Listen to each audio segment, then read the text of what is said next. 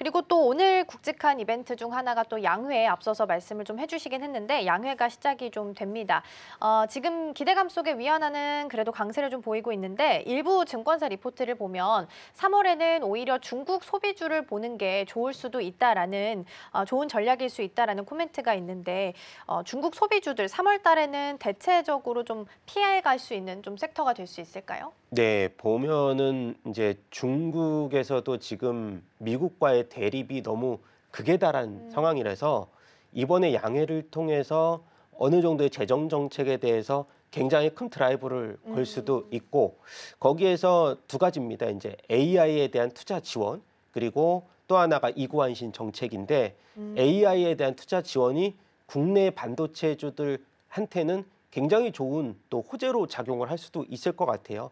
가속기에 대한 수요가 계속해서 증대된다는 차원에서는 뭐 HBM에 대한 또 이 공급이 계속해서 늘려야 되는 상황이고 국내 HBM 뭐 삼성전자라든가 이제 SK 하이닉스 뭐 둘 중 하나에서는 이제 범용에 대해서는 당연히 삼성전자의 수요일 수 있지만은 계속해서 미국과의 중국의 AI 격차가 1년 안팎으로 좁아들수록 그러한 이 HBM의 고성능 수요가 좀 늘어날 수도 있다는 측면에서는 뭐 삼성전자와 SK하이닉스 둘 다 수혜를 볼 수 있는 좋은 하나의 이벤트가 되지 않을까 싶고요.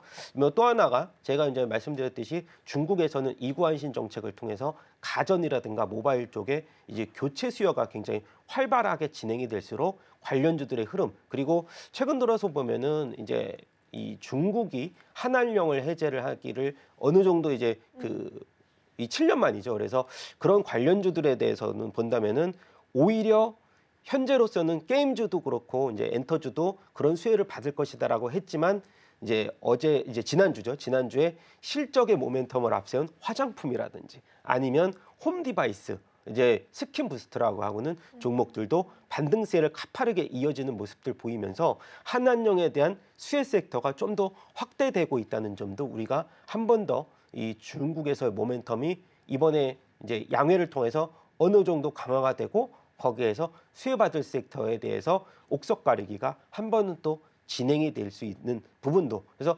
화장품주들을 보면은 예전에는 중국의 매출이 좀 커지는 기업들, 중국 매출이 좀 큰 기업들이 오히려 약세를 보였지만 이번에는 중국에서 매출 비중이 큰데 적자가 뭐 흑자로 돌아선다거나 적자 폭이 축소가 되는 종목들 그중에서 대표적인 종목이 뭐 아모레퍼시픽도 있을 거고 LG생활건강도 있을 거고 그래서 그런 종목들 위주로서도 반등폭이 조금 더 가속화되는지 그것도 한번 체크를 해보시기 바랍니다. 이전에는 화장품 하면 미국 쪽 비중 높은 종목들 위주로 좀 봤었는데 이번에는 반대로 중국에 대한 기대감 속에 중국 쪽 비중 높은 쪽도 좀 보셔야 될 것 같습니다.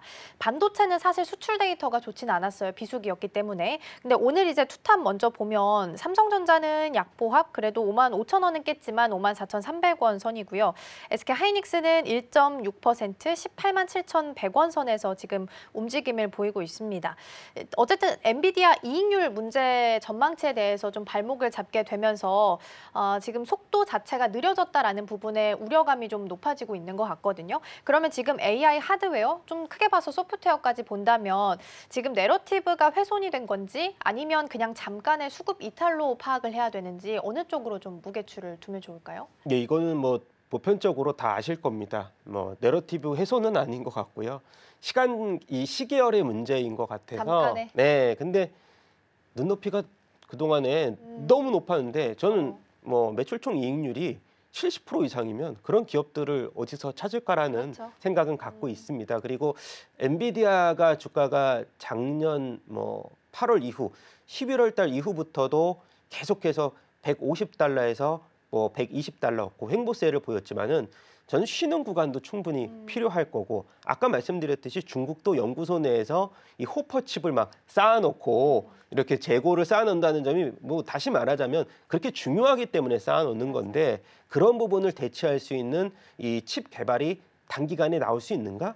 그것도 없거든요. 그래서 지금 보면은 블랙웰은 뭐 서프라이즈를 기록하면서 판매 계획도 계속해서 유지가 되고 있는 상황이고 뭐 가이던스가 일부 훼손이 될 수는 있겠지만 그것이 훼손된다는 의미보다는 좀 시간적 여유를 갖고 다시 레깅을 좀 더 좁힐 수 있는 가능성들도 충분히 있고요. 또 하나가 이제 이 엔비디아가 지금은 B2B보다는 또 B2C로 전향을 하면서 이제 슈퍼컴퓨터, 개인용 슈퍼컴퓨터에서 소켓과 관련돼서 뭐 이런 얘기들이 계속해서 나오면서 양산화되면은 이 매출을 올릴 수 있는 포트폴리오 구조가 굉장히 다변화되고 있는 상황, 그리고 맞춤형 에이직 시장이 개화가 되는 상황이기 때문에 저는 뭐 SK하이닉스도 그렇고 엔비디아도 그렇고 쉬는 구간에서 우리가 어떠한 제스처를 취해야 되는지, 이 투자자들이 그것은 단기간보다는 조금 더 롱텀으로 봤을 때는 뭐 굉장히 유리한 가격대가 이번에 한번 나오지 않았을까. 지금